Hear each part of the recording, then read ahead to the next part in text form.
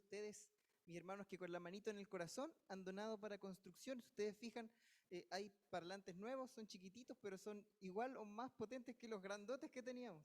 Tenemos micrófonos nuevos. Tuvimos que comprar una mesa para pasar el sonido a Zoom. Los hermanos que están en Zoom están escuchando el sonido directo, no con eco.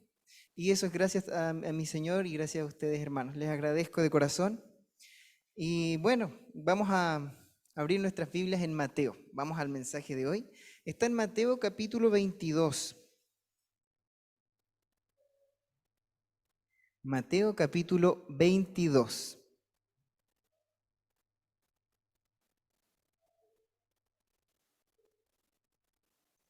Antes de comenzar la lectura, les invito a hacer una oración.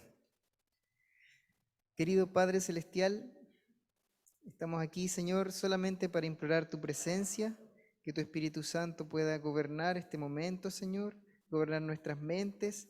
También, Señor, atravesar las pantallas y llegar al corazón de cada uno de los hermanos que están en sus hogares también. Pedimos tu Santo Espíritu, Señor. Pedimos tu Espíritu para entender y comprender tus verdades, Señor. Que tu Espíritu pueda tocar nuestro corazón el día de hoy. En el nombre de Jesús, amén. Muy bien, mis queridos hermanos. Versículo 1, Mateo 22, versículo 1 dice: tomando Jesús la palabra, les volvió a hablar en parábolas, diciendo: el reino de los cielos es semejante a... Y ahí vamos a continuar. Miren lo que dice el Conflicto de los Siglos, página 395. En muchas de sus parábolas, Cristo emplea la expresión el reino de los cielos para designar la obra de la gracia divina en los corazones de los hombres. Es decir, cuando Jesús decía, el reino de los cielos es semejante a, lo que estaba queriendo explicar Jesús es lo que hace el cielo en favor del ser humano, la gracia, la salvación por gracia. Y Jesús acá emplea este término.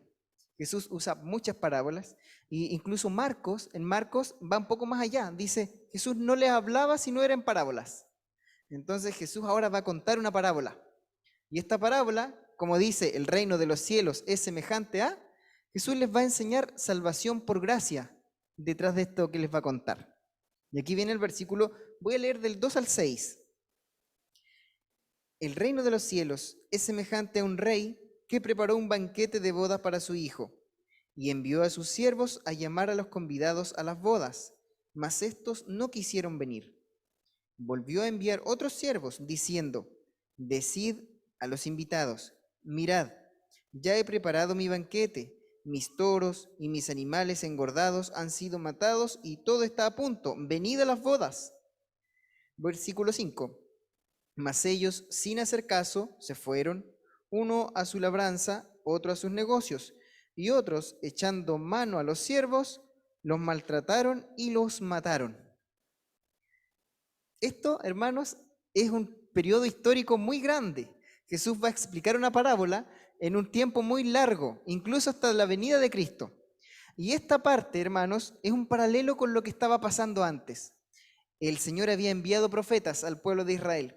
El Señor había escrito profecías. Tenían el Antiguo Testamento, tenían a Jeremías y Isaías que decían las profecías que venían. Tenían incluso a Daniel, que había profetizado también, 600 años antes de Cristo. Y ellos no quisieron aceptar, y miren lo que dice el versículo 7. Al oírlo el rey se enojó y enviando sus ejércitos destruyó a aquellos homicidas y quemó su ciudad. Esto, hermanos, aquí vamos a avanzar rapidito en la parte histórica. Año 70 después de Cristo, se destruye Jerusalén, también por profecía. Habían rechazado a los profetas, habían matado incluso a Jesús. Jesús, cuando resucita, le dice a sus discípulos, vayan y prediquen primero al pueblo de Israel. Pero el pueblo de Israel rechazaba, mataba a los profetas que los venían a invitar. Entonces ahora, dice, el rey se enoja y manda a matarlo y quema su ciudad. Jerusalén fue quemada, el templo también, en el año 70 después de Cristo. Versículo 8 al 10. Después dijo a sus siervos, el banquete está a punto, mas los que fueron invitados no eran dignos. Id pues a las encrucijadas de los caminos y llamad a las bodas a cuantos halléis. Aquí está el versículo que leímos. Y saliendo los siervos por los caminos, juntaron a todos los que hallaron, tanto buenos como malos, y el salón de bodas se llenó de convidados. De aquí en adelante vamos a ir más despacito desmenuzando cada versículo. Fueron los siervos ahora a buscar a todos. Hermanos, el evangelio fue predicado a los gentiles. Ya no se decía el pueblo de Dios es el pueblo de Israel. No, ahora viene un Israel espiritual. El que aceptaba la verdad podía ser parte del pueblo de Dios. Acuérdense que los fariseos decían, nosotros somos hijos de Abraham, nosotros, los demás son perros, decía. No hay que darle las migajas a los perros, ellos son perros, ellos no merecen, porque no son del pueblo de Israel.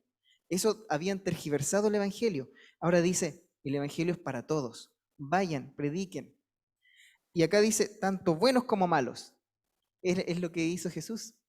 Jesús se juntaba con prostitutas, Jesús se juntaba con ladrones, con pecadores, recaudadores de impuestos, con los que nadie veía, con los que a los que nadie le creía, a los mentirosos, a los ladrones, con ellos Jesús se juntaba y Jesús les predicaba. Incluso le dijo a los fariseos, ellos van antes que ustedes al reino de los cielos.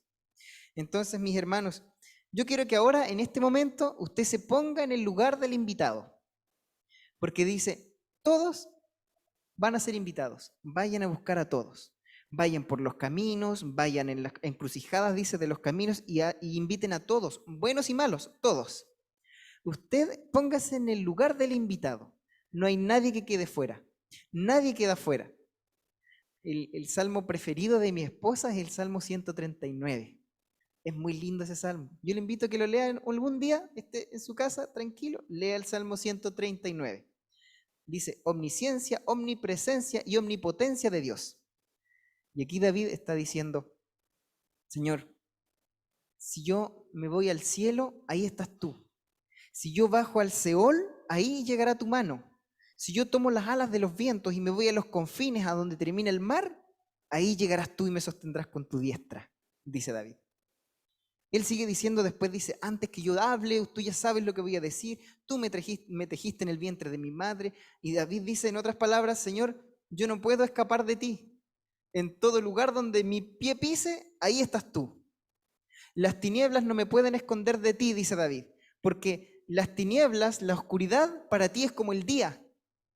Entonces David dice acá, nadie queda fuera. Tú no puedes escapar de la mirada de Dios, no se puede. Y gloria a Dios que es así, ¿no es cierto? Dios en todo momento puede llegar a nosotros. Entonces esta historia de las bodas está diciendo, miren, todos están invitados, nadie queda fuera. No sienta que usted no merece, no sienta que es tan malo que no merece ir a las bodas.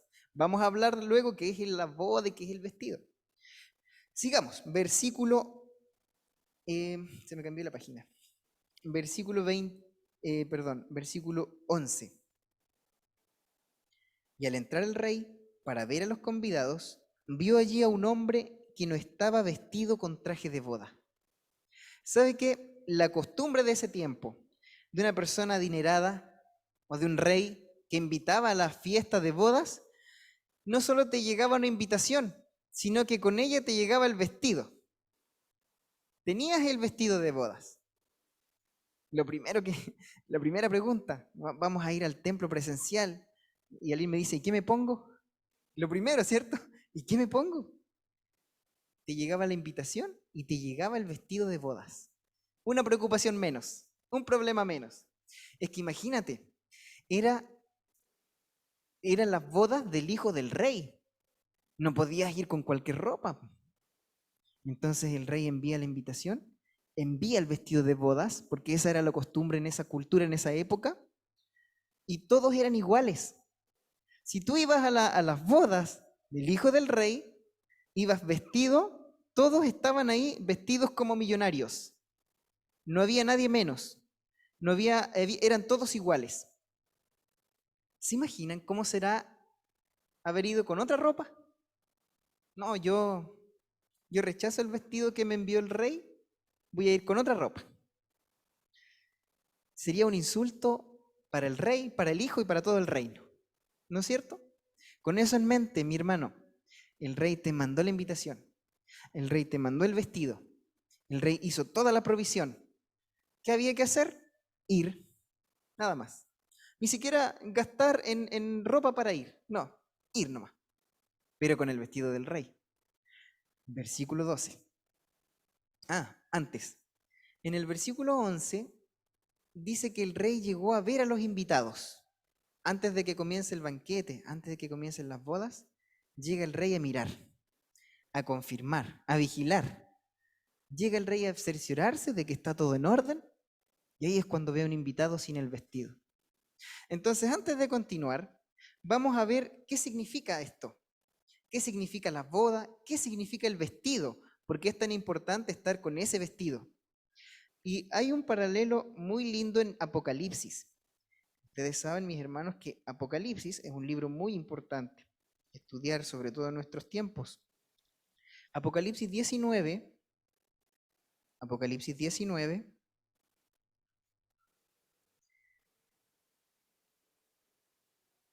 voy a leer desde el versículo 6. Y oí la voz de una gran multitud, como estruendo de muchas aguas, y como el sonido de fuertes truenos, que decía: Aleluya, porque el Señor nuestro Dios Todopoderoso ha establecido su reinado. Y fíjense en el versículo 7, no sé si aparece el subtítulo ahí, dice las bodas del Cordero. Versículo 7. Gocémonos y alegrémonos y démosle gloria, porque han llegado las bodas del Cordero, y su esposa se ha preparado. Y a ella se le ha concedido vestirse de lino fino, limpio y resplandeciente. ¿Y qué dice después? El lino fino son, ¿qué son? Las acciones justas de los santos. Dice acá, las bodas del Cordero, ya está el reino del Señor. Alabemos al Señor, y a su esposa, que es la iglesia, se le ha concedido vestirse de lino, fino, resplandeciente. Alabemos al Señor, porque el lino fino son las acciones justas de los santos. Eso dice. Entonces vamos a pensar el vestido de bodas, las acciones de los santos. Pero si yo me voy a Isaías, pareciera una contradicción a veces. Isaías 64. Parece que hay algo como que no encaja. Vamos a ir a Isaías, capítulo 64, y vamos a ver el versículo 5 y 6. Dice: sales al encuentro del que con alegría hace justicia. Aquí está hablando Isaías, le está hablando a Dios. De los que se acuerdan de ti en tus caminos. He aquí, tú te enojaste porque pecamos. En los pecados hemos perseverado por largo tiempo. ¿Y seremos salvos? Isaías está reconociendo, le dice al Señor: Señor, nosotros pecamos y perseveramos en nuestros pecados, y tú nos has buscado, y está así hablando el capítulo, y el final del versículo 5 dice: ¿seremos salvos si perseveramos en nuestro pecado? Versículo 6: todos nosotros somos como suciedad, y todas nuestras justicias, ¿qué dice ahí? Como trapo de inmundicia, y caímos todos nosotros como la hoja, y nuestras maldades como el viento nos llevaron. Acá Isaías dice: nuestras obras de justicia son como un trapo de inmundicia. Entonces, ¿las acciones justas de los santos son lino fino o son trapo de inmundicia? ¿Qué significa esto? Parece como una paradoja. Miren, mis hermanos, el invitado a las bodas no llegó con lino fino, ¿cierto? Estamos claros, porque no estaba con el vestido del rey. Entonces, a lo mejor llegó con trapo de inmundicia. Tampoco era una ropa normal. Estaba a las bodas y llega uno con un trapo de inmundicia vestido. Nuestras obras son como trapo de inmundicia. Vamos a seguir, vamos a ir a Apocalipsis nuevamente. Vamos a Apocalipsis 3, versículos 17 y 18, porque dice todavía más. Capítulo 3, versículos 17 y 18. Dice, porque dices, este es un mensaje a la Odisea, el tiempo, en este tiempo la iglesia de Dios, porque dices, soy rico y me he enriquecido y de ninguna cosa tengo necesidad, y no sabes que eres desventurado, miserable, pobre, ciego y desnudo. Te aconsejo que de mí compres oro refinado en fuego para que seas rico y vestiduras blancas para que te cubras y no quede al descubierto la vergüenza de tu desnudez. Unge tus ojos con colirio para que veas. Entonces, en la Biblia, mis hermanos, hay dos opciones. El invitado no estaba con vestiduras de lino fino. Podía estar con un trapo de inmundicia o podía estar desnudo. Dice Apocalipsis, tú piensas que estás vestido, tú piensas que eres rico, que estás enriquecido. Apocalipsis 3:17, pero no te das cuenta que eres pobre, miserable, ciego, desnudo, desventurado. Entonces dice, yo te aconsejo que de mí compres colirio para que veas, que de mí compres esta vestidura para que te cubras. Entonces este invitado a las bodas de Mateo 22 está haciendo referencia a lo que hablamos en Apocalipsis. ¿Se fijan el paralelismo? Entonces, este invitado estaba con trapo de inmundicia o desnudo en el banquete del rey. ¡Qué insulto, mis hermanos! Qué falta grave, ¿no es cierto? Imagínense, en el reino ahí, una persona con trapo inmundo o desnudo. ¿Qué es las acciones de los santos entonces? ¿Qué significa esto? Vamos a seguir y al final vamos a conversar de esa respuesta. Estábamos en Mateo 22, vamos a ver qué hizo el rey en esta afrenta que le hizo este invitado. Versículo 12. Y le dijo, amigo, paremos un poquito ahí. Y digo, ¿cómo le dice amigo? ¿Se imaginan? Es que se imaginan el insulto para el rey y el rey le dice amigo. Uno dice, porque si nos ponemos en una situación real, el rey debería llegar enojado y sacarlo al tiro, sáquenlo de acá. Le dice, amigo, ¿cómo entraste aquí sin estar vestido con el traje de boda? Yo me imagino esa situación, el rey diciéndole, ¿qué pasó? ¿No te llegó el vestido? ¿O no te llegó tarde? ¿Qué ocurrió algo? ¿Qué pasó, amigo? No me imagino un rey diciendo enojado porque lo trata bien. ¿Se fijan que lo trata con dignidad? Lo trata bien y lo que el hombre había hecho era muy malo. Sigamos.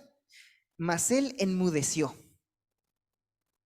Cuando una persona enmudece, no tenía qué decir. Sabía que la culpa era de él.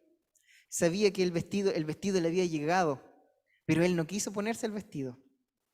Entonces, el rey dijo a los sirvientes, atadle de pies y manos y echadle a las tinieblas de afuera. Allí será el llanto y el rechinar de dientes, porque muchos son los llamados y pocos los escogidos. Entonces vamos a hablar un poquito de esto, mis hermanos. Las acciones justas de los santos son las acciones de la fe verdadera. ¿Sabía usted que hay justicia por nuestra propia justicia, nuestro entendimiento tan limitado y pequeño? Nos sentimos a veces justos, nos sentimos buenos quizás. ¿Cuánta gente hemos conversado y me han dicho, no, yo estoy bien, yo soy una persona buena, yo no necesito más? Me dicen, yo no, por ejemplo, no tengo vicios, yo no maltrato a nadie. ¿Será que eso nos hace buenos? Lo que dice la Biblia, mis hermanos, es que eso no es suficiente. Si nosotros hacemos eso, a lo más que podemos aspirar es a un trapo de inmundicia. Porque nuestras acciones de nosotros pecadores simples mortales no son suficientes para llegar al cielo. Lo que nos dice Jesús en esta parábola, mis hermanos, es la salvación es por gracia. Tú no tienes que hacer obras. Tú no tienes que comprar un vestido. Tú no tienes que elegir tus condiciones para llegar al cielo. Tú no tienes que preocuparte de eso. Entonces, cuando pensamos, mi prioridad como cristiano es llegar al cielo, para estar allá en el cielo, nunca vamos a llegar al cielo. Lamentablemente, hermanos, a veces pensamos así. Yo quiero estar en el cielo, yo quiero estar allá. Yo quiero estar allá porque quiero que este mundo se acabe. Si este mundo se acaba, yo voy a ser feliz. Si se acaba el pecado, mi hermano, si tu prioridad para llegar al cielo es estar allá, no es suficiente. No es suficiente. La prioridad del cristiano tiene que ser otra. La prioridad del cristiano tiene que ser la de los invitados, era ir al banquete de bodas y darle honor al rey. Participar y darle honor al hijo del rey y participar con él. Tu prioridad como cristiano, hermano, es solamente amar a tu Creador. Es amar a Dios, relacionarse con Dios. Y díganme si uno se relaciona con Dios, que es imposible rechazarlo después. Es que si uno se relaciona con Dios, es imposible no amarlo.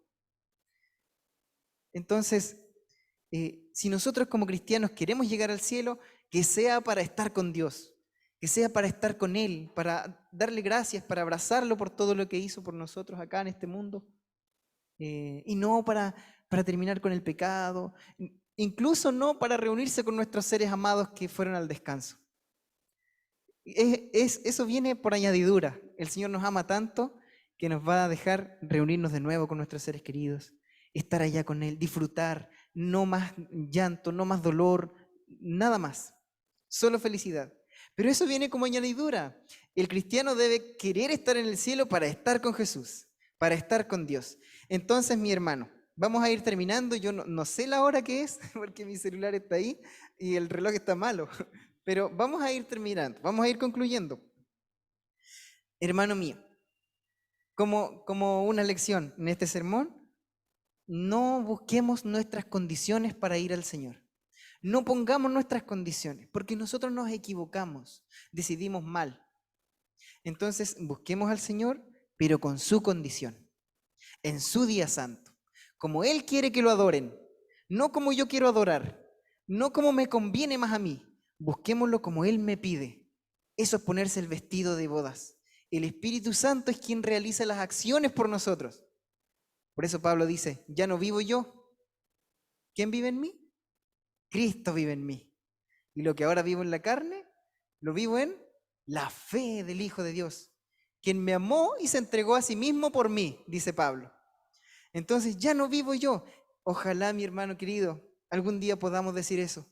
¿Sabes qué? Yo ya no vivo. Ya no son mis gustos. Ya no me gustan las cosas de antes. Ahora me gustan otras cosas. Ya no me llama la atención el mundo. Ya no quiero ir a fiestas. Ya no quiero vicios. Ya no quiero... No, ya no vivo yo. Ahora Cristo vive en mí. Lo que ahora vivo en la carne, lo que vivía en la carne, ahora lo vivo en la fe. Eso es salvación por gracia. El Señor prepara todo. Él prepara el banquete, Él entrega el vestido. Dejémosle eso a Él. Tomemos hoy la decisión de ir a Cristo. ¿Les parece? Vamos a leer el último pasaje que está en Palabras de Vida del Gran Maestro. Dice, entre los que aceptaron la invitación, había algunos que solo pensaban en su propio beneficio. Vinieron para disfrutar del banquete, pero no con el deseo de honrar al Rey. Que nuestro deseo, hermano mío, cada día sea honrar al Rey. Él se merece eso y mucho más. Dios les bendiga.